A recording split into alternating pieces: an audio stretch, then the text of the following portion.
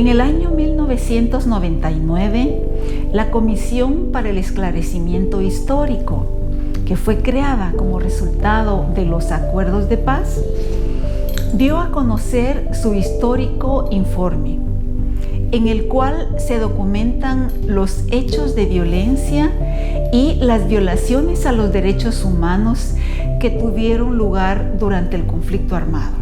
Sin embargo, un grupo de mujeres defensoras de los derechos humanos y de los derechos de las mujeres, nos percatamos que ese informe, muy bien hecho, muy bien documentado, que sacó a luz atrocidades que no habían sido debidamente conocidas en Guatemala, tenía un vacío.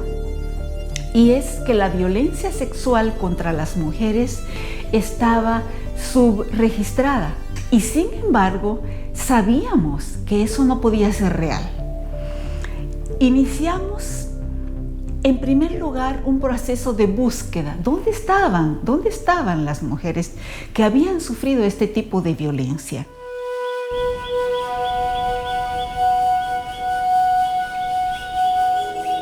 En el año 2001 inicia ECAP a trabajar con las mujeres. En un principio hasta el 2004-2005 se identifican 110 mujeres. En total, en Alta Verapaz e Izabal identificamos 54 mujeres. En esas 54 mujeres están las 15 mujeres del caso Sepursarco, y este trabajo creo que permitió en ellas habilitar la vida de nuevo, porque ellas denunciaban la desaparición de sus esposos, pero invisibilizaban el dolor que ellas habían tenido.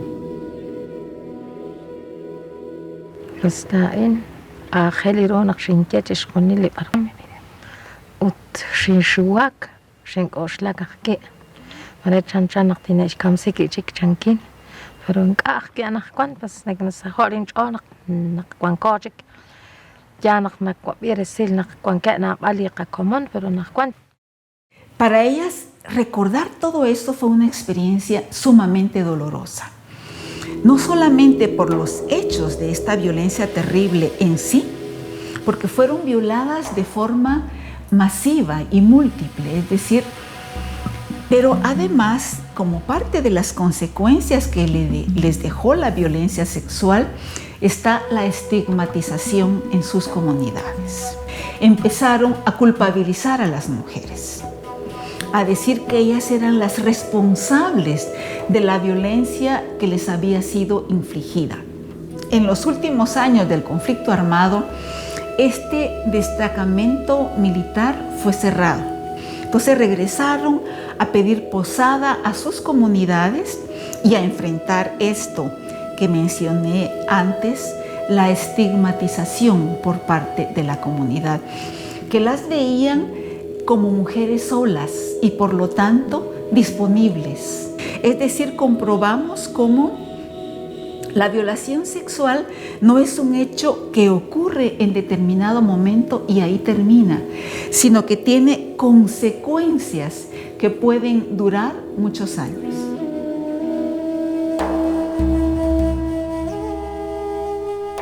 Todas las mujeres que han estado en contextos de guerra, en contextos de conflicto, les unen dos cosas o tres. La primera son los crímenes ejercidos en contra de ellas, particularmente la violencia sexual, que se usa como una herramienta para infringir terror en las poblaciones civiles y para, digamos, en contra del enemigo, por un lado. Por el otro lado, también tienen en común el silencio y la vergüenza. La violencia sexual es muchas veces una muerte en vida, porque transgrede lo más íntimo de las personas, de las mujeres, pero también lo íntimo y el tejido social comunitario, lo rompe completamente. Y las mujeres llevan consigo ese dolor, también a veces llevan consigo el estigma, los prejuicios, la culpa, muchas veces también llevan consigo hijas e hijos que son impuestos por la violación, a través de la violación. Y el tercer elemento que las une en el mundo a las mujeres es el maravilloso deseo por la construcción de la paz. Porque todo lo que pasó en la guerra no se vuelva a repetir. Porque lo que a ellas les pasó no les pase ni a sus hijas, ni a sus nietas, ni a ninguna otra mujer en el mundo. Porque la sociedad en la que viven sea una sociedad que florece y que esté llena de vida.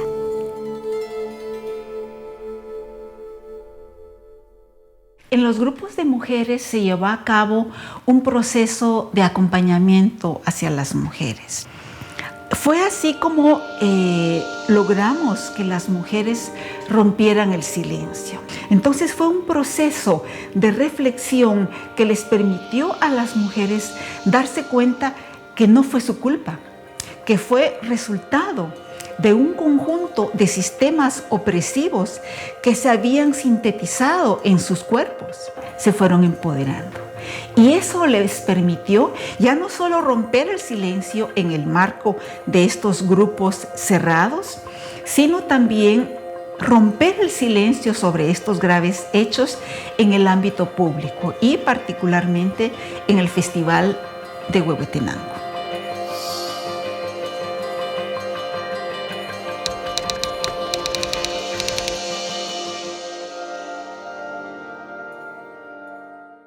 Los festivales de la memoria histórica de las mujeres son muy importantes porque por primera vez las mujeres rompen el silencio público.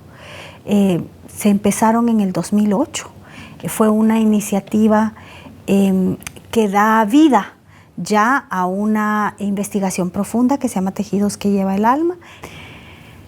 Las mujeres fueron acompañadas, por supuesto, por ONU Mujeres, debido al mandato que tenemos de apoyar la implementación de las resoluciones del Consejo de Seguridad de las Naciones Unidas sobre mujeres, paz y seguridad.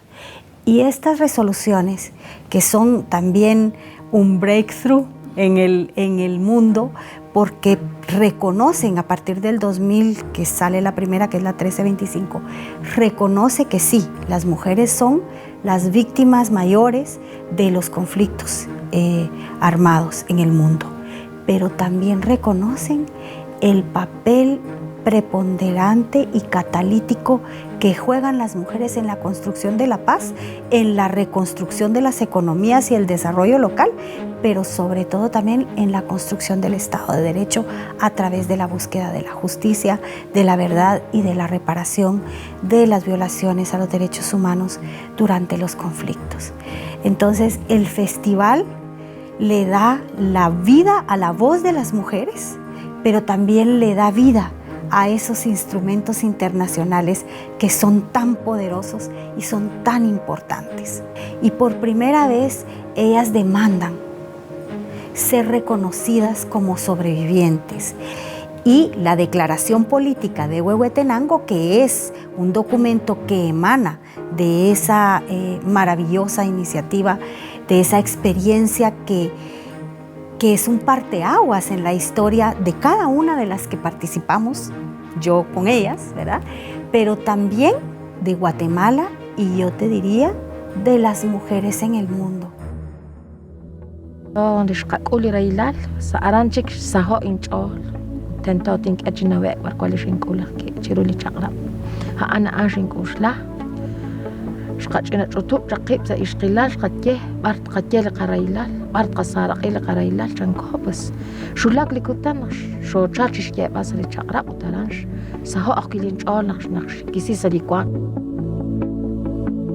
Mujeres de diversas etnias cuyos idiomas maternos no eran comunes, hablaron en sus propios idiomas.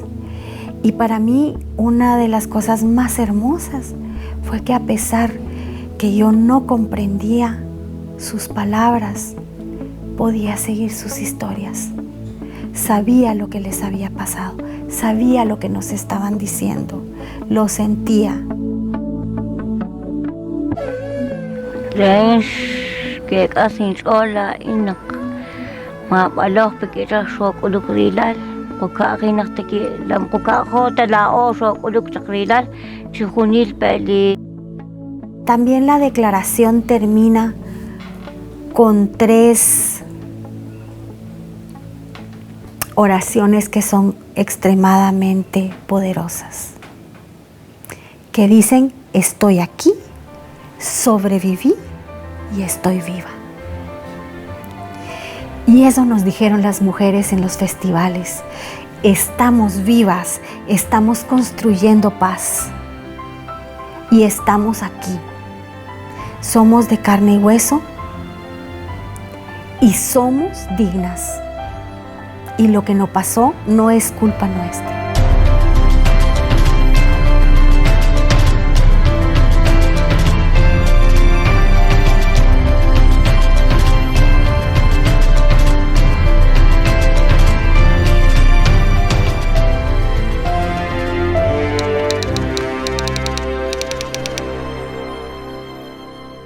En el proceso de construcción de memoria histórica y búsqueda de justicia, un grupo de organizaciones de mujeres, aprendiendo de experiencias a nivel internacional, decidió llevar a cabo un tribunal de conciencia, concebido como una forma de memoria simbólica, pero además como una forma en que las mujeres pudieran difundir su verdad. El Tribunal de Conciencia contra la Violencia Sexual hacia las mujeres nace como una lucha de las mujeres, especialmente de todas las comunidades, que luego de la firma de los acuerdos de paz quedaron realmente desamparadas en sus comunidades. Mi participación fue como perita. En ese momento, en este peritaje, las mujeres que dan su testimonio públicamente lo hacen con el rostro cubierto y ni siquiera había seguridad para la vida de ellas. Así que lo realizan detrás de una cortina o con el rostro cubierto y lo realizan la mayoría en sus propios idiomas, quechí, achí, quiché, cajobal. Y luego encontramos que varios casos surgieron. Uno de los que surgió con mucha claridad fue el caso Sepursarco, porque era un caso colectivo, significativo. La mayoría de las mujeres coincidían en su narrativa, en sus testimonios, en la destrucción de sus vidas, de sus comunidades, de sus cuerpos, de su historia, tanto personal, colectiva, como su historia larga. Y es precisamente por eso que es el caso que se toma y se lleva y se empieza a trabajar. Preparar el caso Sepursarco también fue un proceso largo. El Tribunal de Conciencia estuvo conformado por 4 mujeres sobrevivientes de violencia sexual en diferentes países y de esta manera pues ejemplificamos cómo se debía juzgar tanto el rol del Ministerio Público de presentar los hechos, y el tribunal emite una sentencia de conciencia. Hubo la presencia de funcionarios de las diferentes instancias de justicia que permitió luego de este ejercicio pues poder dialogar cuál sería la función de cada uno para llevar un proceso de esta naturaleza a la justicia formal. Este espacio estaba rebalsado realmente de mujeres, de organizaciones, pero también de representantes de la comunidad internacional. También creo que fue un momento de reflexión profundo y el Tribunal de Conciencia llegó a la decisión de que en Guatemala se habían cometido una serie de violaciones, de delitos, de ultrajes hacia las mujeres indígenas, especialmente en el área que tenía que ver con una parte de sus vidas que muchas de ellas no habían querido hablar, y era la violencia sexual. Yo creo que ese es después del acompañamiento, el tribunal es como el segundo paso más importante en este proceso, porque las mujeres empiezan a contar lo que sucedió públicamente y empezamos a poner como organizaciones sociales y cómo la violencia sexual había sido utilizada como una estrategia contrainsurgente del Ejército de Guatemala hacia las comunidades. Eso es como un tema importante.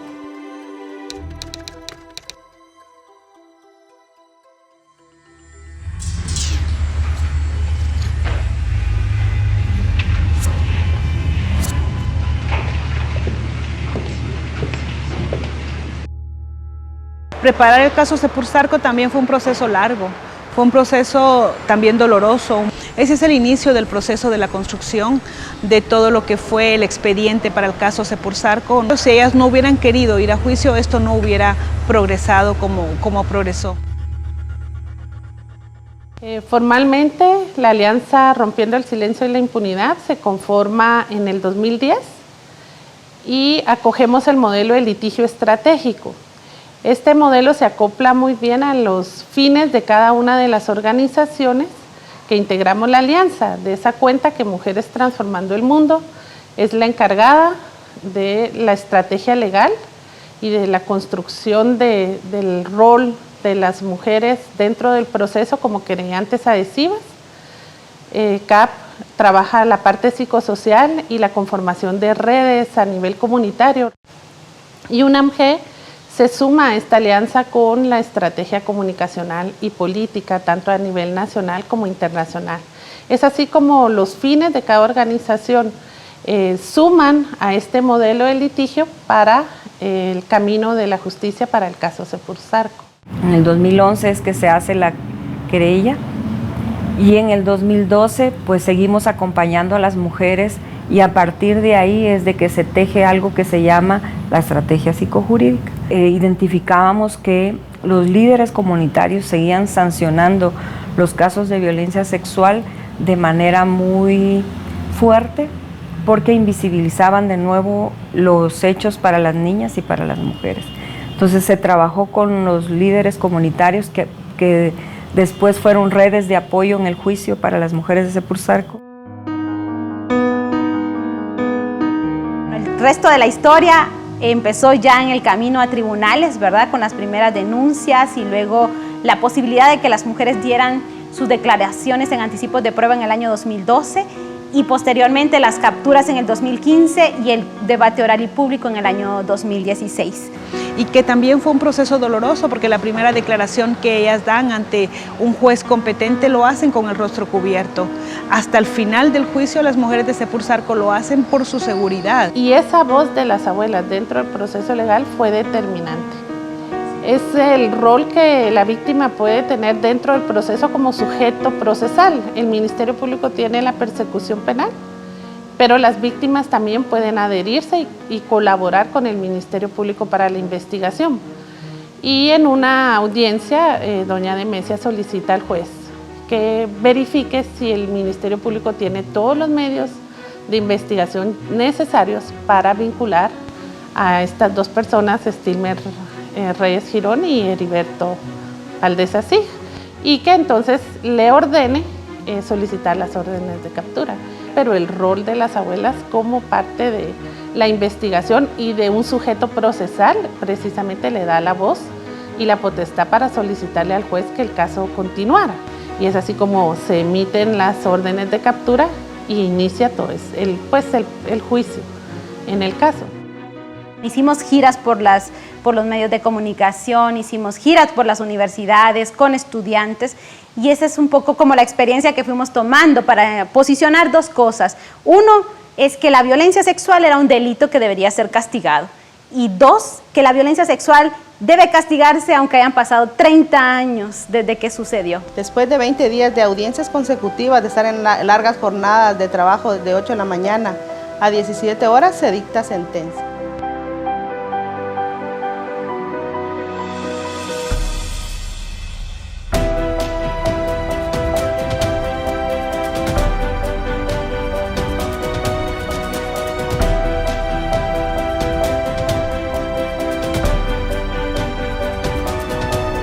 Los juzgadores, en nombre del pueblo de la República de Guatemala, dictamos por unanimidad esta sentencia. Stilmer Francisco Reyes Girón y Heriberto Valdés Asig son responsables como autores de delitos contra los deberes de la humanidad, cometido en contra de la vida e integridad de la población de Sepursarco.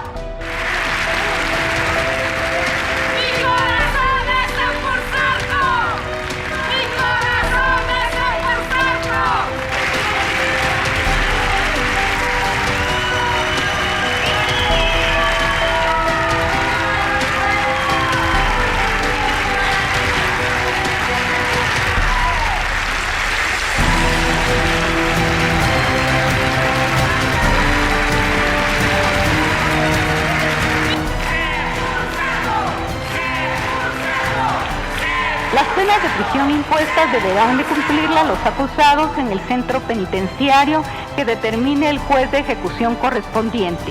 De esta forma, el tribunal, integrado por los 3 jueces, la juez Patricia Isabel Bustamante García, el juez Herbie Sical y su servidora Yasmín Barrios, hemos dado cumplimiento a nuestro deber de administrar justicia.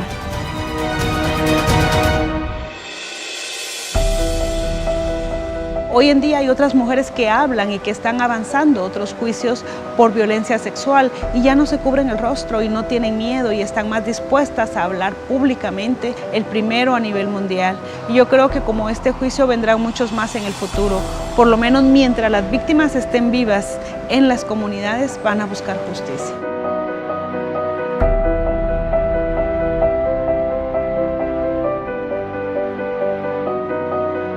Renak teruk six jewal Israel le chiruli chara.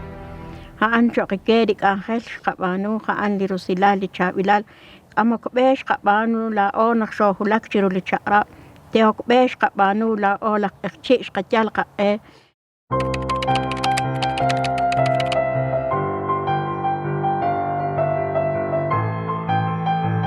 2 días después de la histórica sentencia del caso Sepursarco, tuve la oportunidad de viajar a la comunidad Sepursarco. No dejé de comparar con los primeros años y recordar cómo desde el inicio empezamos en absoluto silencio. Luego de la emisión de la sentencia del caso Sepursarco el 26 de febrero del año 2016, se establecen 16 medidas de reparación transformadora, las cuales deben ser cumplidas por un buen número de instituciones gubernamentales. Dentro de los principales avances en lo que a la reparación transformadora se refiere en el caso Sepursarco, tenemos 1, la instalación de una clínica móvil que atiende diariamente 80 personas, 2, la donación de una ambulancia para que la clínica móvil funcione de mejor manera, la elaboración de un audiovisual en idioma quechí denominado El Camino hacia la Justicia, caso Sepursarco, elaborado por el Ministerio de Educación. 2, la traducción de la sentencia del caso Sepursarco, una síntesis elaborada por Mujeres Transformando el Mundo a 3 idiomas, cachiquel, quechí e ixil. Uno de los logros que tenemos es que hemos logrado popularizar la sentencia del caso Sepursarco y esta popularización de la sentencia tiene el aval académico ya del Ministerio de Educación. Las abuelas ahora son nombradas Nashholomí, que en quechí significa la que va al frente, la que va a la cabeza, la que lidera, porque la sentencia es únicamente el punto de partida.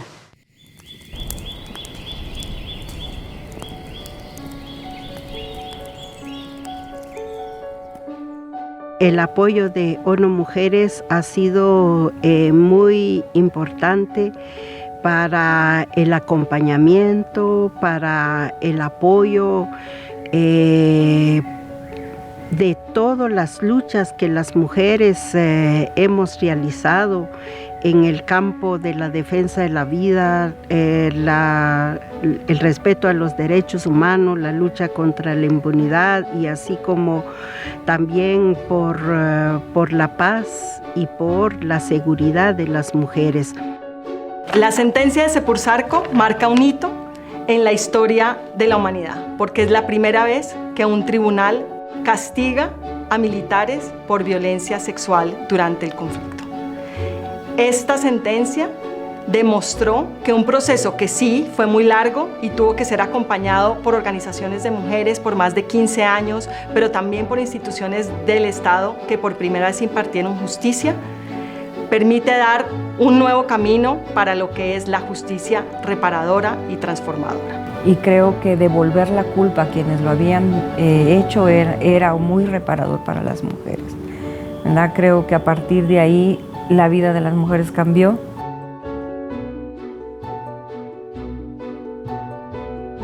Yo admiro mucho a mi mamá, a pesar de todo lo que ella vivió, y lo logró sacar todo.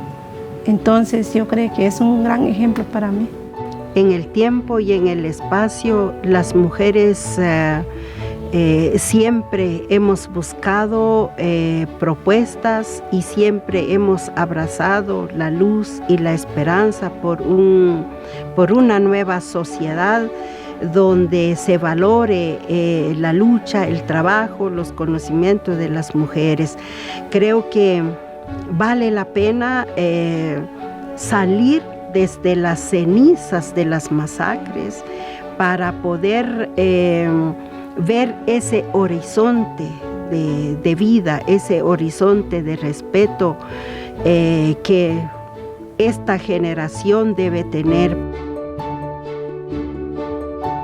Lo más importante, el mensaje más importante es que esos instrumentos, cuando nosotros decimos la 1325, la recomendación 30, la CEDAW, muchas veces ni entendemos qué son estos instrumentos y los vemos muy lejanos a nosotros. Pero son instrumentos que están construidos sobre las experiencias de las mujeres, pero sobre todo sobre los esfuerzos de las mujeres para que la historia no se repita. O sea, les regresan como mecanismos de no repetición. Y cada vez que yo escuchaba a las mujeres en los festivales o a las mujeres en los juicios, en el Tribunal de Conciencia, en los foros, hablando de sus experiencias, pero también de sus propuestas para que estas situaciones no se repitan, las pensaba como ahí va la CEDAW caminando. Ahí está la resolución 1325 en carne y hueso. Ahí está palpitando. Este es el corazón de la Agenda Global de Mujeres, Paz y Seguridad.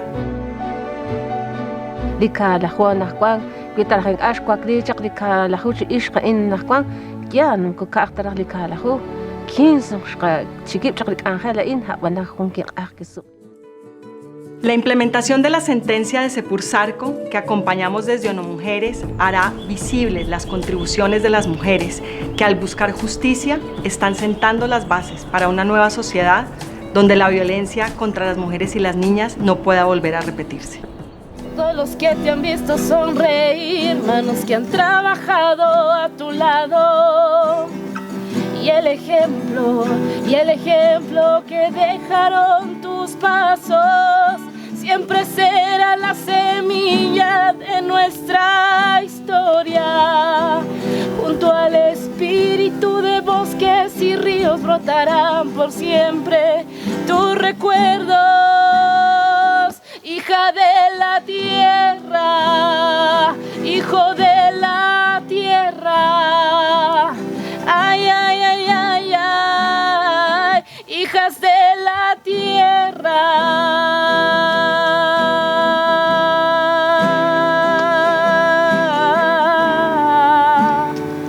Harikuchiet kovi, harikuchiet kovi. Ningutu kacheka tu birka pashkin chimachum shkat khamesta chimachum shkat khamesta. Ay, ay, ay, hijo de la tierra, sembraste esperanza, ahora vuela, camina libre, pues el eco de tu lucha y tu sonrisa retumbará por siempre.